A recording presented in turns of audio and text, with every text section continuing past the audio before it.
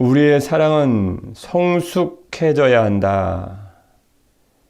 뭐에 대한 사랑일까요? 주님을 향한 우리의 사랑은 성숙해져야 한다에 대한 말씀을 증거하 하겠습니다.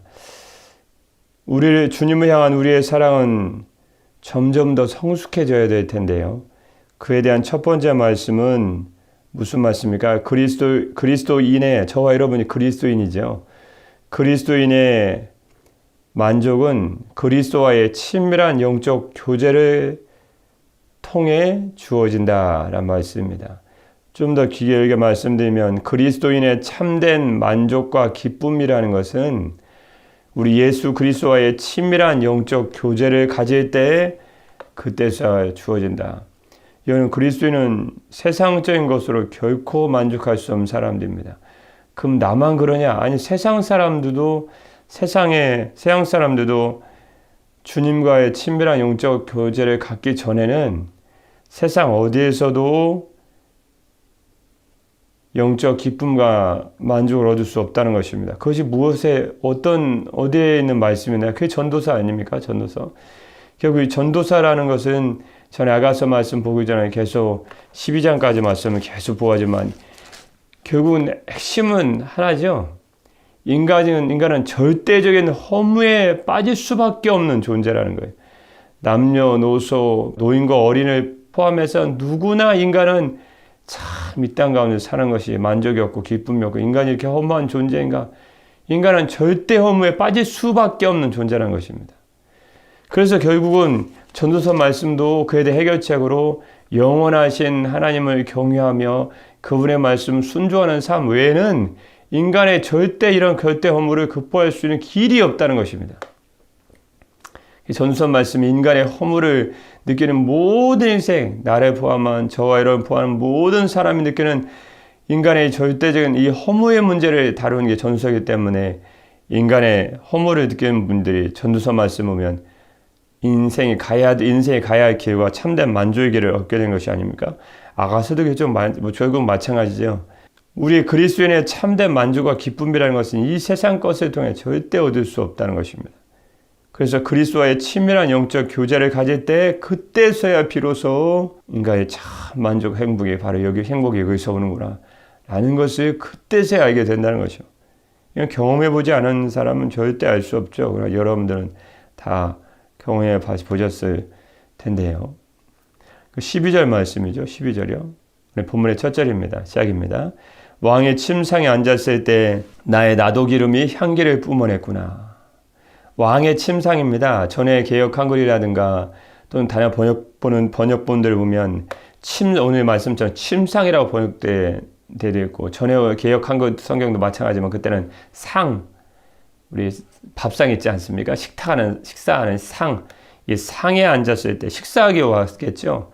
현대의 성경 같은 경우도 왕이 식탁에 앉았을 때 그래서 어떻게 됐든지 식사를 하기 위해서 식탁에 앉아있거나 또는 침대에 누웠을 때 침대를 번역하든 상으로 전에 성경처럼 상으로 번역하든 침상으로 번역하든 실은 은밀한 곳이고 친밀한 곳이죠.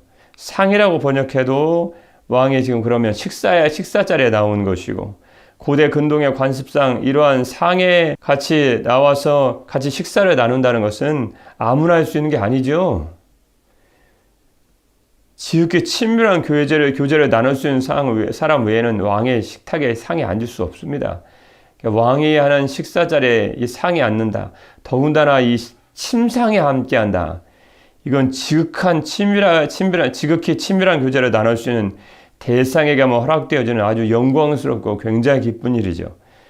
그래서 사랑하는 자와 아무런 거리낌이 없이 친밀한 교제를 나눌 수 있는 특권을 가진 술람 여인의 지극한 기쁨을 나타낸 것으로 12절 말씀은 볼 수 있습니다. 이와 마찬가지로 모든 그리스도인들은 주님과의 친밀한 교제니까요. 지금 왕의 식탁은요. 침상은 아주 친밀한 교제죠. 그래서 예수 그리스도와의 이 친밀한 영적 교제를 가질 때에만 참된 기쁨과 만족을 얻으면서 살아갈 수 있다. 또 그리스도의 친밀한 교제를 통해서 이 세상을 살아갈 수 있는 영적인 힘과 능력을 얻거든요. 기도를 할 때, 말씀을 통해 예배 드릴 때 주님과 친밀한 영적인 교제가 이루어지는데, 그것 통해 세상을 살아갈 수 있는 힘을 얻고 능력을 얻고 기쁨을 얻고 만족을 얻게 된다는 것입니다. 이건 변함이 없는 진리입니다. 주님을 떠나서는 우리는 결코 만족할 수 없다는 것입니다. 12절 말씀에 중간에 나도기름이 향기를 뿜어냈구나. 이 나도기름이라는 게 무엇일까요?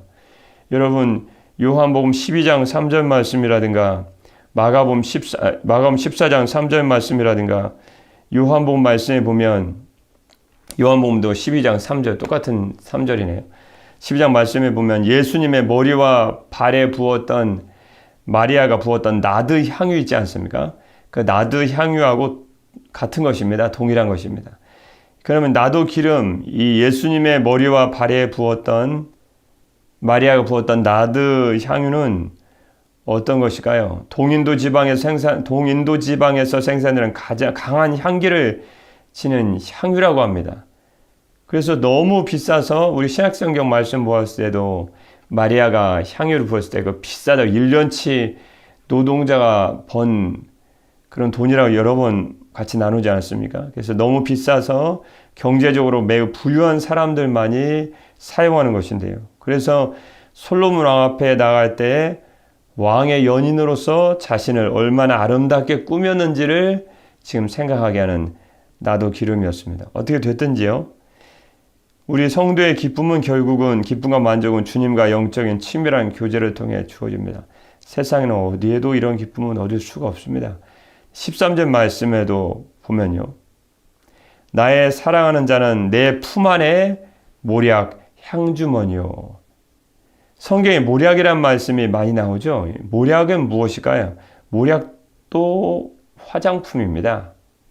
화장품. 그래서 인도와 아라비아, 에티오피아 등에서 생산되는 향수라고 하죠. 향수랍니다. 그래서 당시 근동 지역의 여인들 사이에서 가장 많이 사용되던 화장품이었다고 합니다. 모략은 향수인데요. 그 당시 가장 많이 사용하던 화장품이었다고 합니다. 그래서 여인들은 침상에다가 또는 옷에다가 이 모략을 뿌려서 향기를 하죠. 저희도 향수 같은 거 나갈 때 뿌리지 않습니까? 저는 잘 사용하지 않지만요. 그래서 모략 향주머니입니다.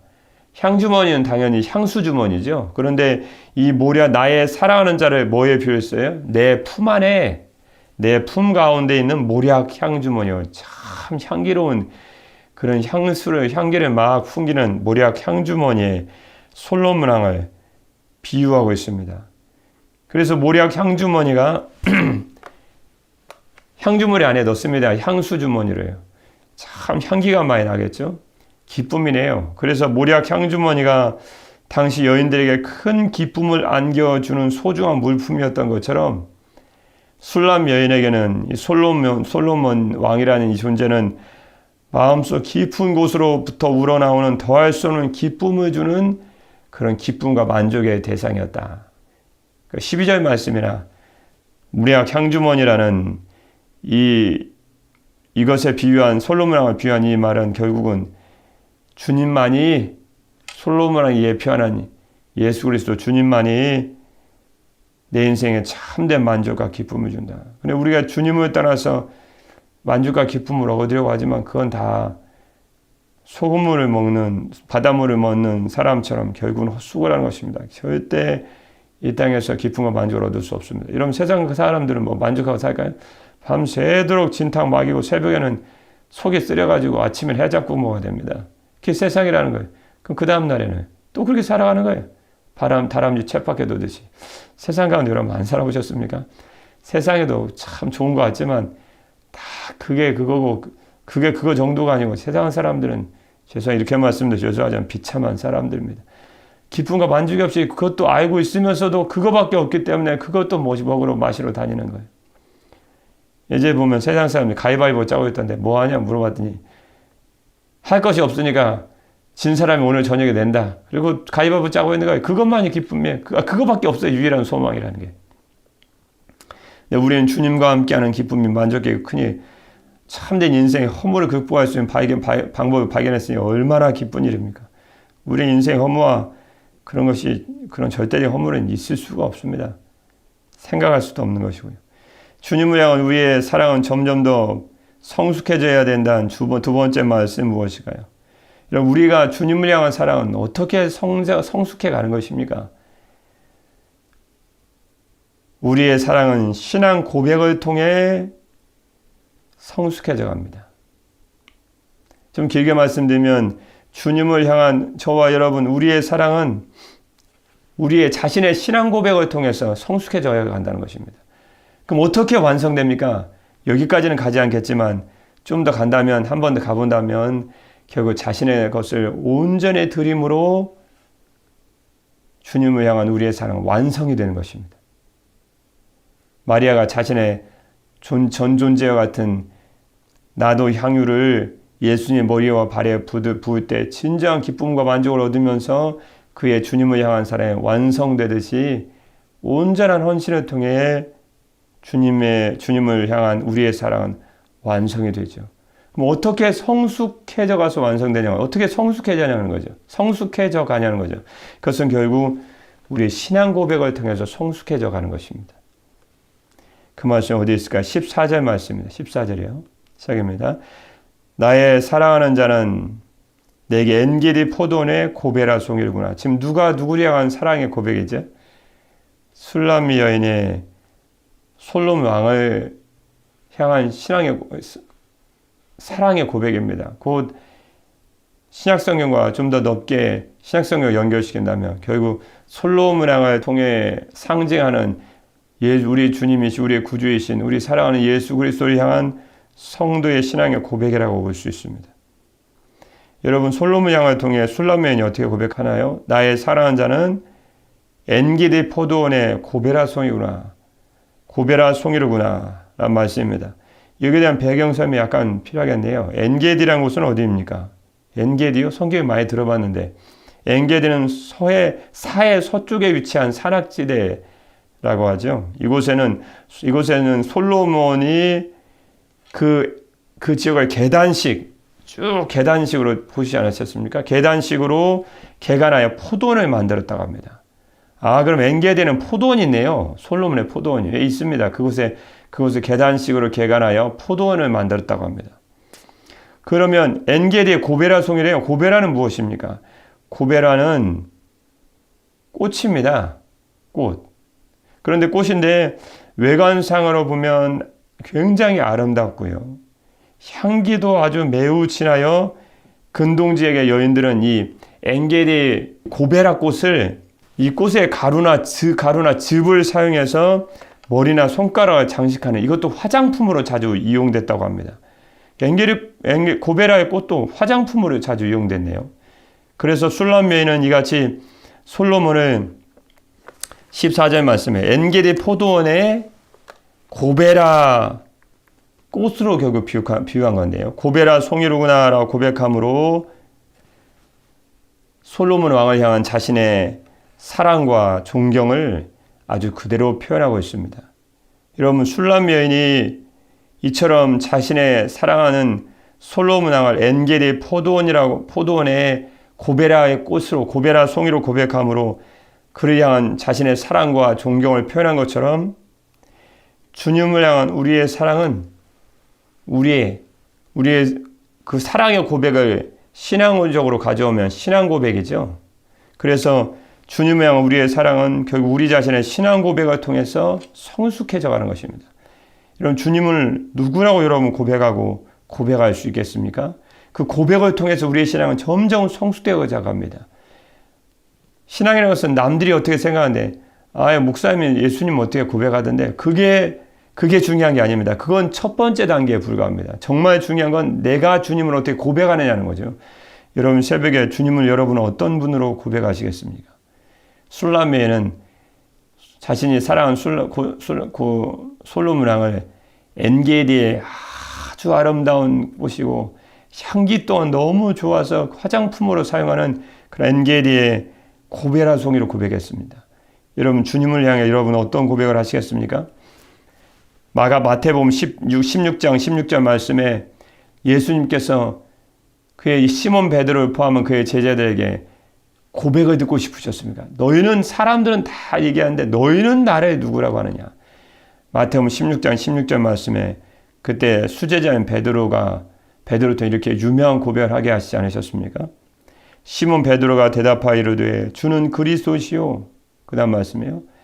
살아계신 하나님의 아들이시니이다. 그 고백을 들으신 예수님께서 이렇게 기뻐하시면서 말씀해 주셨습니다.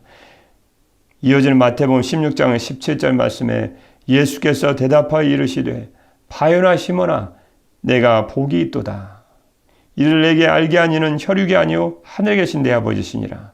여러분 이 새벽에 주님을 향한 여러분의 고백 꼭 한 가지를 가지실 주님의 이름으로 축복합니다. 그 고백을 통해서 우리의 신앙은 나의 신앙 고백, 내 고백을 해야 돼요. 맨날 밤낮 그냥 목사님이 그렇게 고백하던데요. 뭐 다른 사람 고백하는데요. 성경에 나오는데 성경에 나온 거 중요하지. 그러나 그 고백이 나의 고백이 되어야 된다니까. 나의 고백이요. 마태복음 22장 37절 말씀 보면 예수께서 이르시되 내 마음을 다하고 목숨을 다하고 뜻을 다하여 주 너희 하나님을 사랑하라 하셨으니 이것이 크고 첫째된 계명이요.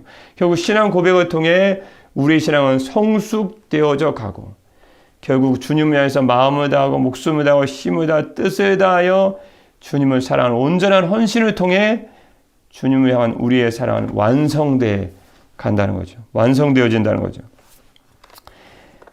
우리의 주님을 향한 우리의 사랑은 점점 성숙해져야 한다는 두 번째 말씀은 그래서 우리의 사랑은 우리의 신앙 고백을 통해 점점 성숙되어져 가야 된다. 어떤 분은 책을 읽어도 항상 그렇게 하는 분도 있어요. 누가 이렇게 말하는데요. 많이 읽는 분들이 꼭 그렇게 얘기하는 분들이 많더라고요. 누가 이렇게 얘기하는데 어느 책에 보니까 얘기한대요. 그러나 그건 많이 중요한 게 아닙니다. 정말 중요한 것은 내가 어떻게 생각하느냐는 거예요. 많은 사람 쭉 얘기하는데 나는 그것에 대해서 어떻게 생각합니다. 그게 굉장히 중요한 거거든요. 그 사람이 강사로 뛸 수 있는 거거든요. 남은 이렇게 생각합니다. 저 사람 생각합니다. 그러면 강사로 뛸 수 없어요. 왜 맨 남 얘기합니까? 그렇게 얘기하거든요. 그렇게 들으면. 아무리 책을 많이 읽어도 그렇게만 얘기하면 강사나 어디를 강의를 뛸 때 이렇게 말씀 좀 그러시면 가치가 없는 거예요. 그러니까 사람들이 불러주지 않습니다. 왜냐하면 그건 어느 책에나 다 있거든요. 그러니까 그런 얘기 못할 사람이 어디 있습니까? 많이 읽었다는 증거 외에 뭐가 있어요? 정말 중요한 건 당신의 얘기를 듣고 싶은 거예요. 다른 사람과 구별되고 다른 사람 생각과 다른 당신만의 독자적인 생각이 무엇입니까? 그게 논문이 아닙니까? 도대체 학적으로 보면 논문이 아닙니까? 왜 남 얘기만 써요? 그건 논문의 가치가 없는 거거든요. 결국 중요한 것은 내 생각입니다. 다른 사람과 다른 당신의 얘기를 듣고 싶다는 거예요. 신앙 고백 똑같습니다. 우리의 고백이 있어야 된다는 거예요. 우리의 고백. 주님은 어떻게 생각하십니까? 나는 성경이 이렇게 말씀하시는데 결국 나는 이 성경을 바탕으로 나는 주님 이렇게 고백합니다. 고백이 굉장히 중요합니다. 그 고백을 통해서 우리의 신앙이 자라간다니까요. 고백이 있느냐 없느냐에 따라서 신앙이 성숙해져 가는가 그렇지 않은가 결국은 결정되는 사항이라고 봐도 무관한 것입니다. 주님을 향한 우리의 사랑은 점점 성숙해져야 한다는 세 번째 말씀이 무엇일까요? 주님은 어떤 성도를 기뻐하실까요? 본문 말씀을 통해서 봅니다. 주님은 순결한 성도를 기뻐하십니다. 이 한 말씀만 봐도 우리 자신이 많이 반성이 됩니다. 여러분 신앙생활이라는 것은 내가 외면을 아무리 갖춰도 주님 그거 안 기뻐하십니다. 뭐 얼마가 있는데요. 뭐 몇 명 있는데요. 뭐 얼마를 가졌는데 그거 거의 무의미한 일입니다. 정말 중요한 것은 주님은 우리의 신앙 상태입니다. 왜냐하면 우리는 주님의 신부거든요. 신부가 재물이 벤츠를 끄고 다니면 신랑이 기뻐하겠습니까? 벤츠를 내놔라. 딴 사람 줘버리게. 정말 중요한 것은 순결하고 온유한 심령입니다. 그게 중요하다는 것입니다. 신앙이 무엇인지 우리는 말씀을 통해서 다시 알아야 되죠. 우리는 주님의 신부입니다. 영적인 신부요. 신부에게 중요한 것은 가장 중요한 것은 순결입니다. 뭐 제사에 많다고 해서 신랑이 기뻐하겠습니까? 그게 진신랑의 기쁨이 되는 게 아니거든요. 15절 말씀 마지막 절이죠. 성경 말씀에 나와있죠. 시작입니다. 내 사랑아 15절입니다. 내 사랑아 너는 어여쁘고 어여쁘다. 내 눈이 비둘기 같구나. 술람 여인의 아름다움에 대한 솔로몬의 사랑의 고백이 다시 한번 반복되고 있습니다. 여러분 내 눈이 비둘기 같다. 내 사랑이여 그대는 정말 아름답고요. 어떻게 어여쁘고 어떻게 어여쁩니까? 창세기 말씀에 하와를 주님이 지으셔서 아담에게 데려오셨을 때 아담의 고백 같죠? 내 뼈 중에 뼈리고 내 살 중에 살이라고. 뭐 거의 같은 고백입니다. 뭐 같은 고백이죠. 너는 어여쁘고 어여쁘다. 왜 어여쁘고 어여쁘다고 솔로몬 왕이 술라면이 이렇게 기쁘고 사랑했을까요? 내 눈이 비둘기 같기 때문에. 내 눈이 비둘기 같구나. 여러분, 비둘기란 것은 성경의 마태복음 10장 16절 말씀에도 우리 하나님이 되신 우리 존귀하신 우리 사랑받게 합당하신 우리 사랑하는 예수님께서 이렇게 말씀해 주셨습니다. 마태복음 10장 16절 말씀에 보라. 제자들에게 하신 말씀이지만 성도인 저와 여러분에 동시에 하신 말씀이죠. 내가 너희를 보냄이 양을 이리 가운데로 보냄과 같도다. 그리고 주님 뭐라고 말씀해 주셨을까요? 그러므로 너는 뱀같이 지혜롭고 그 다음 말씀에 비둘기같이 순결하라. 주님 세상 사람들 다 악한데요. 그래도 우리는 비둘기같이 순결해야 됩니다. 그래야 세상 사람들이 악한 세상 사람을 이기고 승리할 수 있습니다. 그것이 가능합니까? 그래서 지혜와 순결은 같이 가는 것입니다. 순결함이 없으면 세상 사람들 손가락질밖에 안 당합니다. 내가 그리스도인인데요. 그거 아무 필요도 없습니다. 세상 사람들은 순결한 영혼을 이렇게 생각하거든요. 왜냐하면 자기는 순결하지 않으니까 순결한 영혼을 찾는 거예요. 우리도 순결하지 않은데요. 그게 예수님 믿고 예수님 닮고 살아가는 것입니다. 그래서 우리 예수님이 순결하신 예수님 우리 영원한 우리의 삶의 모범이 되지 않습니까? 그래서 지혜도 필요하고 순결도 필요합니다. 두 가지가 다 갖춰 있을 때 세상을 이기고 살아갈 수 있다는 것입니다. 사람의 지혜는 있어도 순결함이 없으면 얄팍한 사람은 될지 모르지만 세상 사람들이 그리스도인으로서 세상 사람들의 존경받기는 어렵습니다. 우리를 통해서 주님의 영광이 나타난다고요? 그건 있을 수가 없습니다. 왜냐하면 밟히는 소금밖에 안 되거든요. 순결을 잃어버리면. 근데 또 지혜가 없으면 또 세상을 이길 수가 없어요. 그래서 항상 주님 말씀은 뱀같이 지혜롭고 비둘기같이 순결하고 두 가지를 그리스도인의 필수 덕목으로 주님 말씀하셨습니다.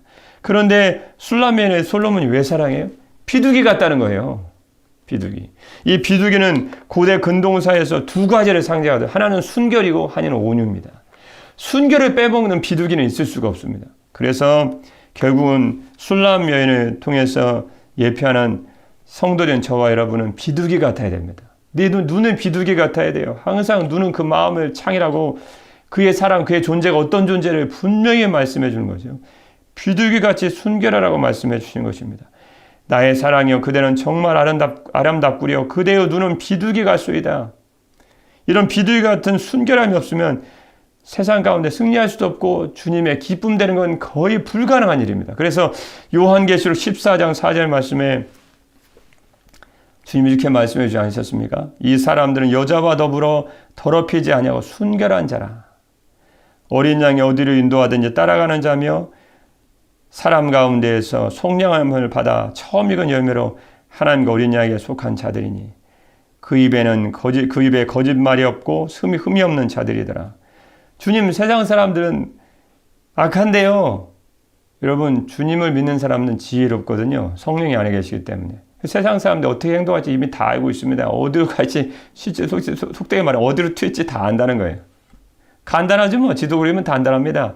자기의 이익과 이권을 위해서 다 움직인다는 거예요. 딱 시작하면 어디로 가는지 다 하죠. 그리스도인들은 이미 전도서 말씀 공부했죠. 아가서 말씀, 잠언서 말씀 공부했기 때문에 세상 사람들 거기 그 소나기에서 벗어날 수 없습니다. 절대 안 되는 거예요. 이런 파리가 윙윙윙 돌아다니다 결국은 밖으로서 오게 돼 있거든요. 아무리 다른 데 가는 것 같아도 결국은 밖으로서 돌아옵니다. 세상 사람들, 주님을 알지 못하는 사람도 다 마찬가지입니다. 결국 자기 이익과 이권 있는 곳으로 다 모이게 된다는 거예요. 모든 게 다 거기서부터 말미암는 거거든요. 근데 주의 백성은 다 알고 있어요. 다 안다는 거예요. 그러면서도 순결을 지키는 거예요. 그때 세상 사람들에게 그리스도인으로서의 인정을 받고 그걸 통해 하나님의 영광이 드러내고 이렇게 그리스도인 살면서 짧은 이 땅 가운데 하나님의 영광을 드러내는 삶을 살게 된다는 것입니다. 데살로니전서 4장 3절 말씀에 저와 여러분이 하나님의 뜻이 무엇일까요? 하나님의 뜻은 이것이니 너희의 거룩함이라. 곧 음란을 버리고 주님이 이렇게 말씀해 주셨습니다. 베드로전서 1장 16절 말씀에 보면 주님이 또 이렇게 말씀해 주셨죠. 기록되었으되 내가 거룩하니 너희도 거룩할지어다 하셨느니라.